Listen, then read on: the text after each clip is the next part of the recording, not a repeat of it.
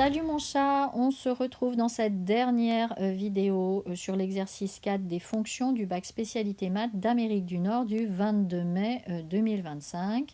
Question 3, on te dit, on note G, la fonction définie sur R par G de x égale x. Les courbes représentatives des fonctions f et g sont tracées dans le repère orthogonal ci-dessous sur l'intervalle 0, pi. Calculer la valeur exacte de l'aire du domaine assuré situé entre les courbes CF et CG et les droites d'équation x égale 0 et x égale pi sur 2. Alors je te rappelle que quand on a une équation de droite qui est de la forme x égale une constante, c'est une droite qui est verticale, c'est-à-dire qu'elle est perpendiculaire à l'axe des abscisses. Donc là, la droite d'équation x égale 0, c'est l'axe des ordonnées, d'accord ? Et la droite d'équation x égale pi sur 2, eh bien c'est celle-ci, puisqu'on nous dit qu'on travaille sur 0 pi, donc pi est ici. Donc si on a x égale pi sur 2, ça correspond à ce qu'on a ici. De toute façon, on se repère par rapport à l'aire assurée. Alors, on rappelle nos deux fonctions. Donc, pour tout x appartenant à 0 pi, on a f de x qui est égal à exponentielle de x sinus x et g de x qui est égal à x. Donc là, je t'ai fait un rappel important dans la marge en rouge. Je te dis, si f est positif sur un intervalle AB, alors l'aire en unité d'aire du domaine compris entre CF, l'axe des abscisses, et les droites d'équation x égale a et x égale b est intégrale de a à b f de x dx. Alors ça, c'est très important de dire que la fonction est positive. Je t'explique pourquoi. Quand les bornes d'une intégrale sont rangées dans l'ordre croissant, je te rappelle qu'on lit de bas en haut, si la fonction qui est à l'intérieur de l'intégrale est positive, alors l'intégrale est positive. En revanche, si la fonction qui est à l'intérieur de l'intégrale est négative, alors l'intégrale est négative. Donc là, pourquoi est-ce qu'on a besoin de justifier que la fonction qui est à l'intérieur de l'intégrale est positive? Parce qu'une aire est positive. Donc si on veut pouvoir faire une équivalence entre l'aire et l'intégrale, il faut bien justifier que la fonction qui est à l'intérieur de l'intégrale est positive. Si jamais la fonction à l'intérieur de l'intégrale est négative, pour dire qu'on a une aire, il faut prendre l'opposé de l'intégrale. Donc ici, ça va être important de préciser laquelle de nos deux fonctions est supérieure à l'autre pour savoir si c'est f de x moins g de x qui est positif ou si c'est g de x moins f de x qui est positif, puisque nous, on veut l'aire compris entre les deux courbes, d'accord? Donc là, ça se voit, on sait déjà, la courbe CF est au-dessus de la courbe CG, donc il va falloir qu'on fasse l'aire sous la courbe CF moins l'aire sous la courbe CG pour avoir la partie assurée. Mais ça, je vais te le réexpliquer juste après. Donc on continue. On a établi la question 2C de la partie A, le résultat suivant. On avait trouvé que pour tout x appartenant à 0 pi sur 2, exponentielle de x sinus x est supérieure ou égale à x. Or là, tu reconnais tes deux fonctions f et g. On est d'accord?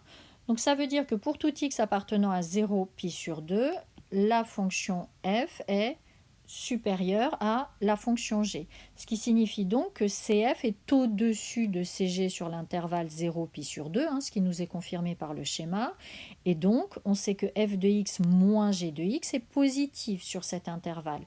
Ce qui veut donc dire que l'aire en unité d'aire du domaine assuré entre les courbes cf, cg et les droites d'équation x égale 0 et x égale pi sur 2 est, donc je l'ai appelé grand A pour que ce soit plus simple pour les calculs, et donc c'est l'intégrale de 0 à pi sur 2 de f de x moins g de x dx, puisque on sait que f de x moins g de x est positif. Alors, je t'ai remis le schéma pour que tu comprennes bien. Donc, ce que j'ai assuré en rouge, c'est l'aire sous la courbe CF, c'est-à-dire l'intégrale de 0 à pi sur 2 de f de x dx. Ce que j'ai assuré en bleu, c'est l'aire sous la courbe CG, c'est-à-dire intégrale de 0 à pi sur 2 de g de x dx. Et donc, nous, ce qu'on cherche, c'est l'aire qui est repassée en vert. Donc, on a bien l'aire verte qui est égale à l'aire assurée en rouge moins l'aire assurée en bleu. Et donc, on a intégrale de 0 à pi sur 2, exponentielle de x sinus x moins x, qui est notre f de x moins g de x, puisque f est supérieur à g. Par linéarité de l'intégrale, on peut écrire que grand A est égal à intégrale de 0 à pi sur 2 de exponentielle de x sinus x dx moins intégrale de 0 à pi sur 2 de x dx. Pourquoi est-ce qu'on fait ça? Parce que intégrale de 0 à pi sur 2 exponentielle de x sinus x dx, c'est notre intégrale i. Et ensuite, intégrale de 0 à pi sur 2 x dx, c'est très facile à calculer parce que ça fait partie des formules que tu connais. Donc c'est ce qu'on dit. On dit que i est égal à 1 plus exponentielle de pi sur 2, c'est ce qu'on a trouvé aux questions précédentes. Et l'intégrale de 0 à pi sur 2 de x dx, c'est x au carré sur 2 entre 0 et pi sur 2. Je te rappelle que pour calculer une intégrale, il faut avoir une primitive. Donc là, on a la fonction x et une primitive de la fonction x, c'est la fonction x au carré sur 2. Hein. C'est ce que je te rappelle ici dans la marge.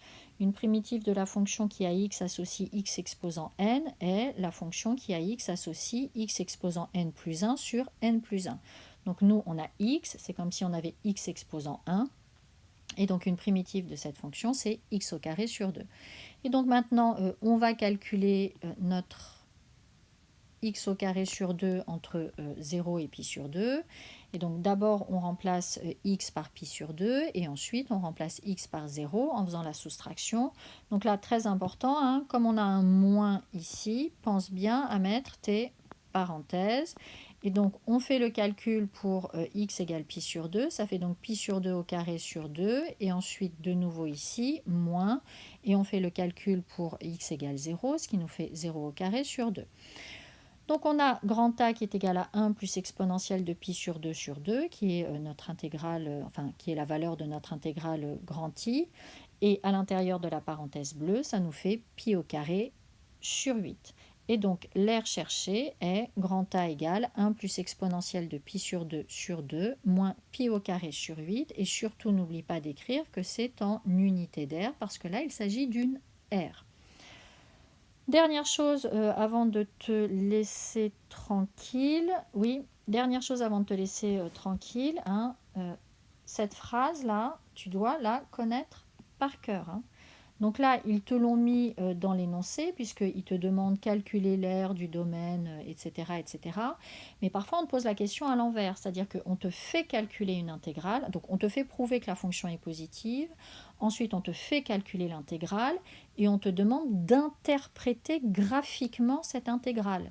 Donc pour interpréter l'intégrale, il faut que tu sois capable de dire f est positive sur l'intervalle AB, donc l'intégrale de a à b de f de x dx est l'aire en unité d'air du domaine compris entre CF, l'axe des abscisses et les droites d'équation x égale a et x égale b. Donc il faut connaître cette phrase absolument. Hein. Voilà, on a fini ce bac. À bientôt.